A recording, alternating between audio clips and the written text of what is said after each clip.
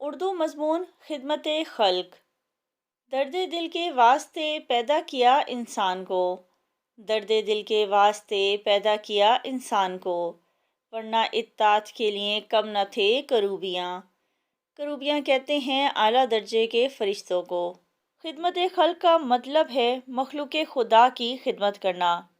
اللہ کی مخلوق سے محبت کرنے والوں اور ان کی بھلائی کے لیے کوشاں رہنے والوں کے لیے اللہ تعالیٰ نے بہت اجر رکھا ہے۔ مخلوق خدا پر رحم نہ کرنے والوں کو آپ صلی اللہ علیہ وآلہ وسلم نے ان الفاظ میں خبردار کیا ہے۔ اللہ اس شخص پر رحم نہیں کرتا جو دوسروں پر رحم نہیں کرتا۔ نبی پاک صلی اللہ علیہ وآلہ وسلم نے بھی ہمیشہ مخلوق خدا سے بھلائی کی۔ انسان اور حیوان ہر معاملے میں آپ صلی اللہ علیہ وآلہ وسلم کی زندگی سے ہمیں بے شمار مثالیں ملتی ہیں۔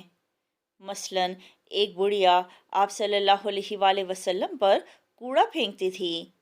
جب وہ بیمار ہوئی تو آپ صلی اللہ علیہ وآلہ وسلم نے اس کی تیمارداری کی۔ اسلامی تاریخ میں بھی ہمیں صحابہ اکرام رضی اللہ تعالیٰ عنہم کی زندگی سے خدمت خلق کی بے شمار مثالیں ملتی ہیں، جیسا کہ حضرت عثمان رضی اللہ تعالیٰ عنہ کا واقعہ ہے، جس میں انہوں نے منہ مانگی رقم ادا کر کے پانی کا کنواں خریدا اور مسلمانوں کے لیے وقف کر دیا۔ ان کا یہ واقعہ تاریخ میں سنہرے حروف میں لکھا جاتا ہے۔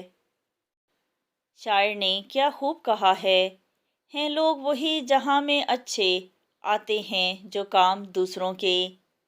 تاریخ گواہ ہے کہ دنیا میں اسی قوم نے بلند مقام پایا ہے جن میں خدمت خلق کا جذبہ موجود ہو۔ اگر کسی قوم میں خدمت خلق کا جذبہ ختم ہو جائے تو وہ قوم انتشار کا شکار ہو جاتی ہے۔ اگر کوئی شخص کسی مظلوم یا دکھی کی مدد نہیں کرتا تو وہ انسان کہلانے کا مستحق نہیں ہے۔ خالق کائنات کی مخلوق کے کام آنا کسی عبادت سے کم نہیں۔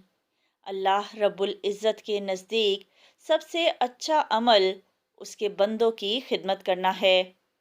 جو انسان دوسروں کی تکلیف، پریشانی اور مصیبت دور کرنے کی سعی و کوشش کرتا ہے، اللہ تعالیٰ دنیا اور آخرت میں اس کا بول بالا کرتا ہے۔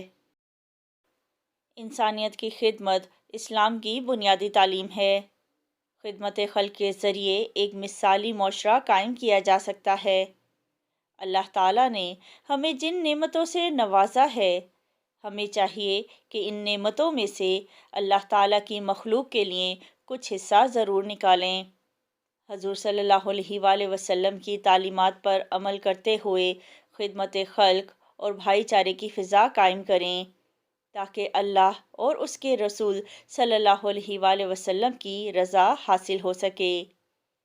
کرو مہربانی تم اہل زمیں پر، کرو مہربانی تم اہل زمیں پر، خدا مہرباں ہوگا عرش بریں پر۔